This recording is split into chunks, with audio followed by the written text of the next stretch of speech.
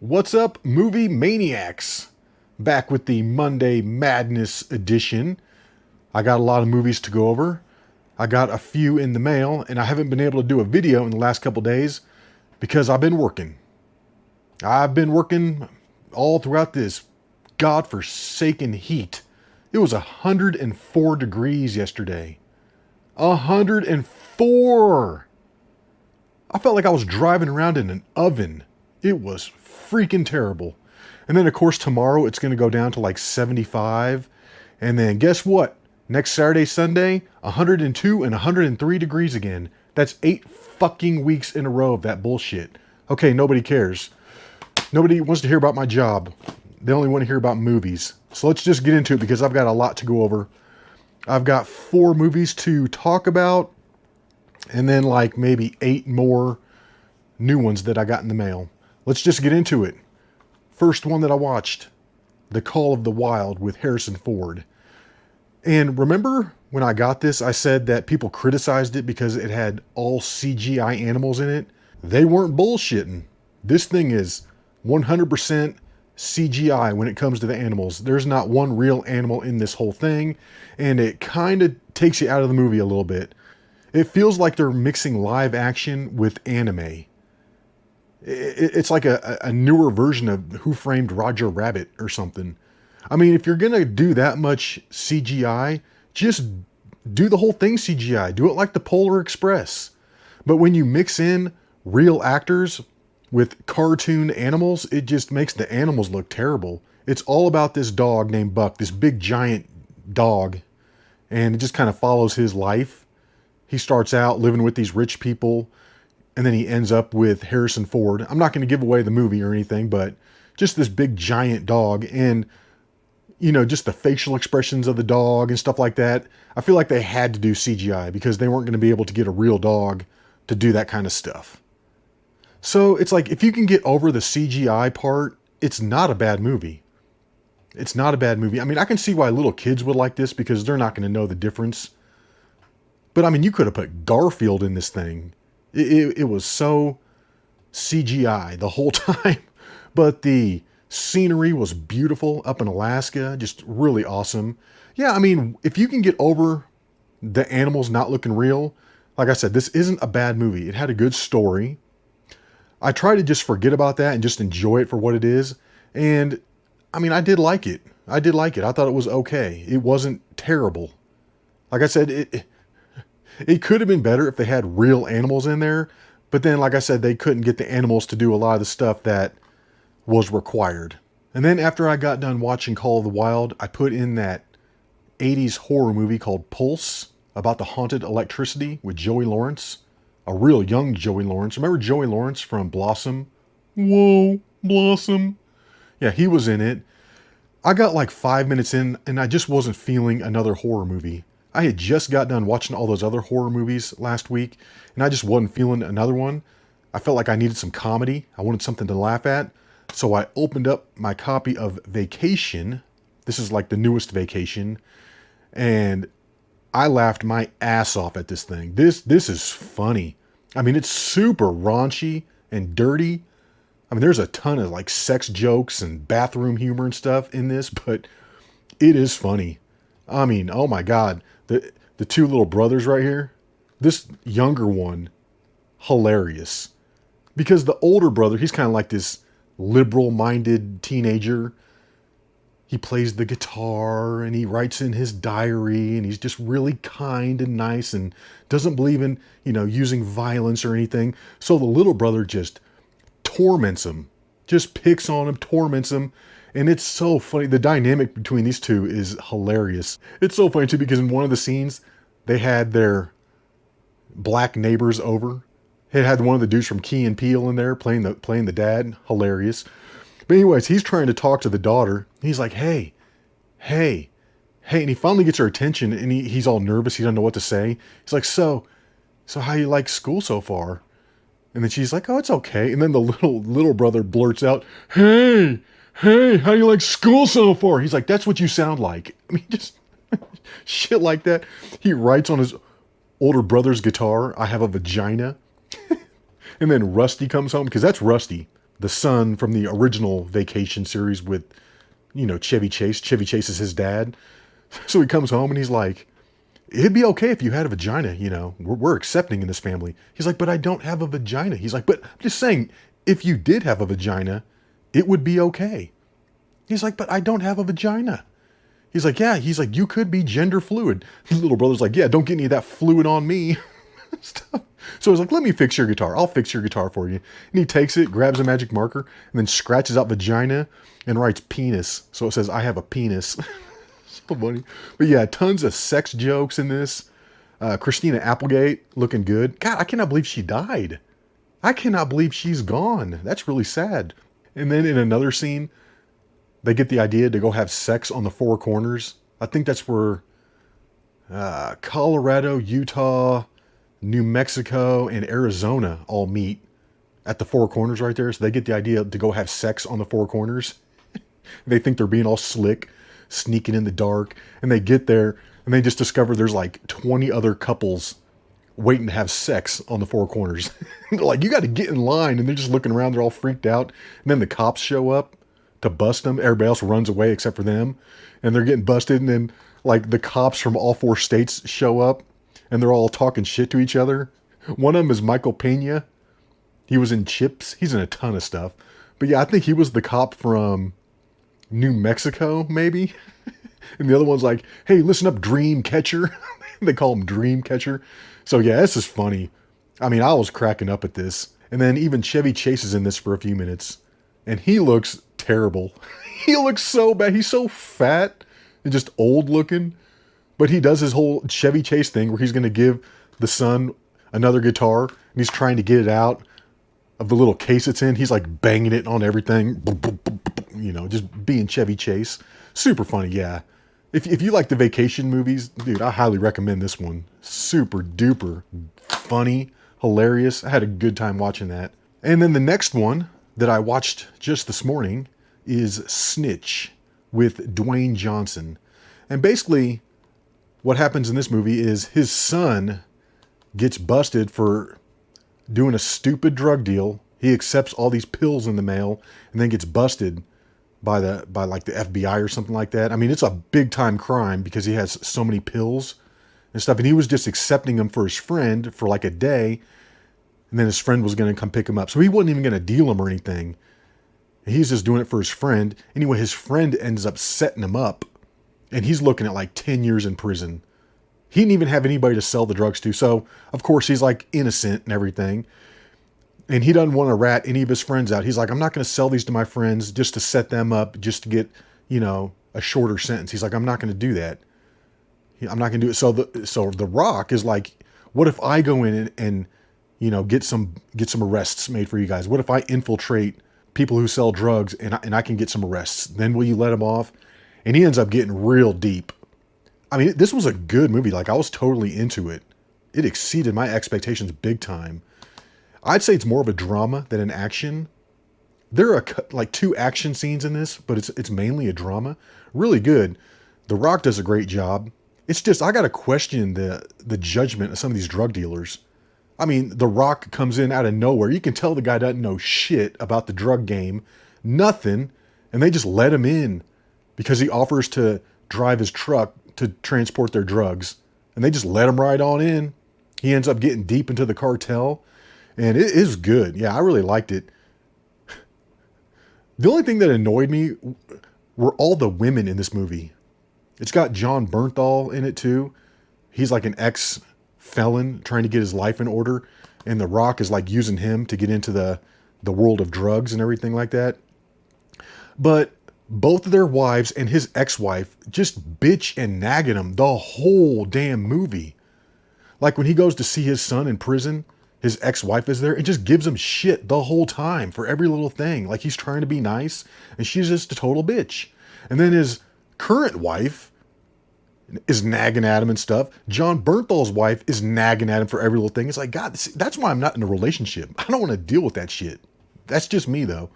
But this was good. I highly recommend it. Like I said, it thoroughly exceeded my expectations.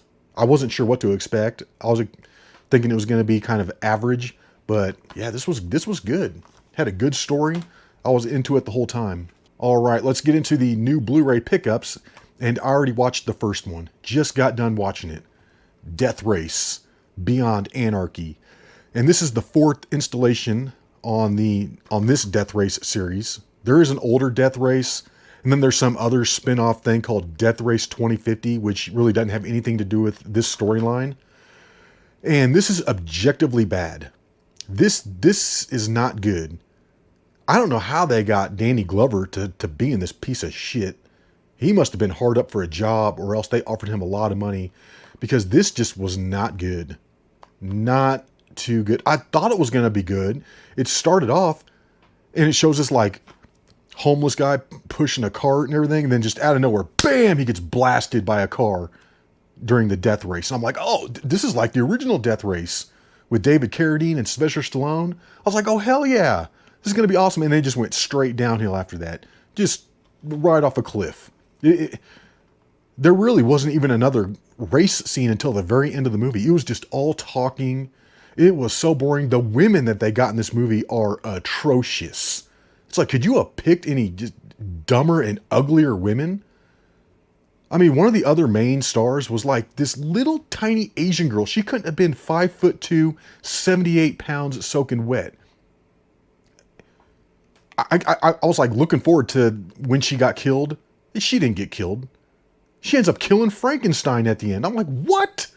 Give me a break. This is ridiculous. Frankenstein was like the coolest character in this thing. He looked like Jason X. That's what he reminded me of. His mask looked like Jason X. And I liked his character. I liked his personality. I liked everything about him. He's like my favorite character in this whole thing. The main star looked like a dollar store version of Keanu Reeves. No emotion. He looked like Keanu Reeves with like smaller, squintier eyes. And then his navigator. Yeah, they totally abandoned the idea of getting attractive women navigators to race with the guys. No, they went straight as ugly as you can think. I mean, other than Frankenstein's girlfriend, who is hot as hell, every other female in this makes you want to just throw up in your mouth. They're all atrocious. The little Asian girl has half her head shaved with a big tattoo on the side of her head. She looks fucking dumb. She's got like black lipstick on. Yeah, this is like the Beyond Thunderdome version of the Mad Max series or something. It's like totally stupid like that. His navigator is this ugly black woman that's just loud and obnoxious. She looks like a Wakandan derelict runway model from Zoolander. The shit she's wearing. And she stands there the whole time with her arms back like she's so tough. And she's got this big tattoo on her stomach. She is dumb. She is ridiculous. She's got this big jaw. She's so unattractive. God, she is terrible looking. We got Danny Trejo in this, and of course, half the scenes he's got to be sitting there with his shirt off. I'm like, dude, you're like 84 years old and fat. We get it. You have a big tattoo on your chest that you're proud of. Do we have to see it in every fucking movie? Put a fucking shirt on, dude. No one wants to see your titties hanging out with your stupid tattoo. And for some reason, all these hot girls want to bang him for some reason. I don't get it. It's like, okay, I need to calm down. But yeah, the women in this were just nasty looking. Nasty, gross looking. All the other navigators that were driving with the other guys, they were all gross looking too. Just fat, black eyeliner on. Like I said, this was trying to be like the Beyond Thunderdome version of the Death Race series or something. Like I said, it hardly had any racing in it. I will admit though, when they finally did get around to racing, again, they used real cars, real explosions, real wrecks, no CGI whatsoever. So that part was cool, but this just was objectively not a good movie at all. By far the worst Death Race in the series. Parts 1, 2, and 3 were so much better than this one. I mean, I'm kind of glad I have it just to complete the series and everything. Because it was crazy. Like, this is unrated. There are some gory scenes. But, yeah, it just wasn't good. It just wasn't good. It was hard to get through this. I just kept looking at the clock like, when is this going to be over? So, yeah, not a good movie.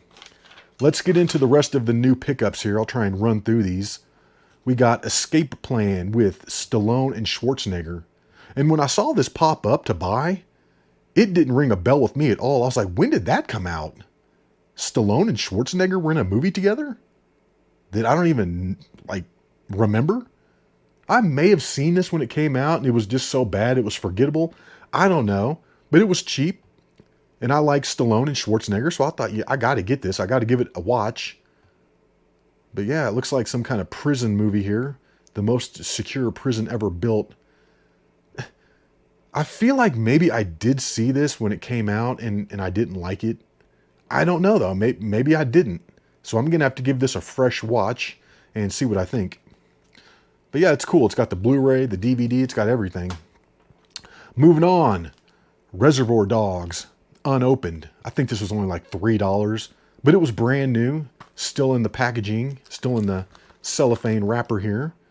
And we all know about Reservoir Dogs. I think this was Quentin Tarantino's first movie. And it's good. It's just dripping with that Quentin Tarantino dialogue. You know, talking about the tipping and just everything. It just reeks of Quentin Tarantino and his writing style. But it's a good movie. It's one that I should have in my Blu-ray collection.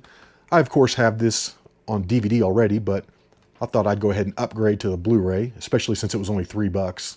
All right, we've got Mirrors 2 unrated. And this is the sequel to Mirrors, obviously, which wasn't a bad horror movie. I think I've seen this, though, and I don't think it was nearly as good as the first one, but I don't remember. I may not have seen this, but I think I have. I don't know. Either way, it was cheap. It's got the Blu-ray, the DVD.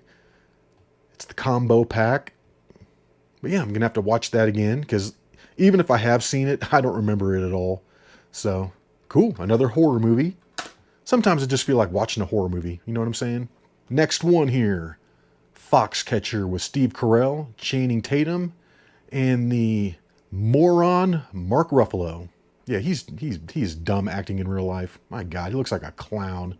I mean, he looks like an actual clown with his hair all sticking out and his stupid bozo glasses. Yeah, he looks dumb. But this was a pretty crazy movie, actually. I saw this when it came out, and it's out there, man. This is weird about the wrestling team, and yeah, Steve Carell is the coach, and he like goes crazy. And I think he shoots and kills one of the wrestlers on the team. I can't remember exactly what happened. I just remember when I saw this, I was like, wow, that's different. But I saw it for cheap. I thought it might be fun to watch again. So I went ahead and I grabbed it. Yeah. Moving on here. Don't laugh. Okay. I got this for $1. Werewolf, The Beast Among Us. Unrated. But yeah, this thing's got like 3 discs inside. It's got the Blu-ray, the DVD, and the digital copy. When I first ordered it, I thought I had seen this. However, looking at the actors, I don't know if I have. Either way, sometimes I like werewolf movies. I feel like werewolf movies are either hit or miss. They're either decent or they're absolutely terrible. So hopefully this is a decent one and it's not absolutely terrible. But yeah, for $1, I thought, what the heck, let's go ahead and grab it. And it's in really good condition too. I mean, this thing is like in mint condition. All right, moving on. Next one, Lockout with Guy Pearce and Maggie Grace. Kind of a sci-fi prison movie. But this was good. I've seen this before. It's entertaining. It's not the best movie ever, but I liked it. It's got some funny little quotes. Guy Pearce, he has some nice little one-liners in this, so it's not bad. And I got this for real cheap too. Dirt cheap. I paid $1 for that. So, not a huge investment, but I figured for $1, let's go ahead and add it to the collection. I've got 3 left here. Next one, Blood Diamond, Leonardo DiCaprio. This is a great movie. I have seen this once before when it came out, and I enjoyed it. I thought it was great. So for a couple bucks, when I saw it come through on Vinted, I was like, let's get it. Let's get it. And the guy that was selling this, dude, I just bought this like 2 days ago. I swear to God. And I already got it. So super quick shipping on this one. Disc is in mint condition. Yeah, I'm looking forward to watching that again. Excellent movie. Really good. And then sticking with the African theme here, We got Gorillas in the Mist with Sigourney Weaver. I think this takes place in Africa. I don't know. Wherever they got gorillas. But yeah, The Adventure of Diane Fossey. And I might have seen this once way back in the day. I really don't remember anything about it. But I saw it come through for a couple dollars, and I thought it might be a fun one to watch again. Plus, you just don't see this very often. This is just one of those rare 80s movies that doesn't pop up. So I went ahead and I bought it. Nominated for 5 Academy Awards in 1988.